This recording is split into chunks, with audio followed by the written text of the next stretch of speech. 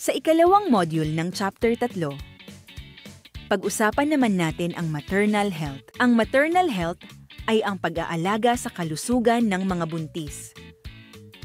Napakahalaga ang usaping ito dahil dalawang buhay ang inaalagaan natin. Kapag malusog si nanay, malusog din si baby. Alamin natin sa module na ito kung ano ang magandang ipayo tungkol dito. Gamit ang flip chart, ibahagi sa audience ang ibig sabihin ng antenatal check-up. Ito ang pagpapasuri ng isang ina habang buntis para masigurado ang kaligtasan at kalusugan ng kanyang anak.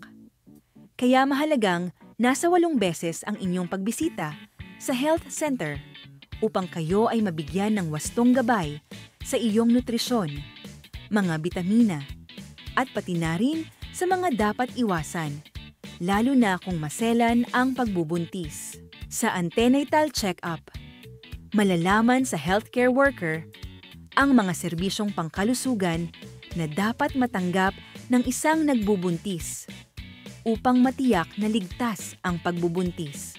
Kapag madalas ang check-up, tataas ang tiyansang maging maayos ang pagbubuntis at panganganak at magiging malusog si baby.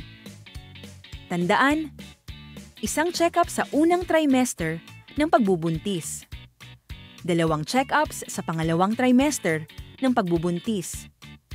5 check-up sa ikatlong trimester ng pagbubuntis. Para sa ligtas na pagbubuntis, kumpletuhin ang 8 antenatal check-ups.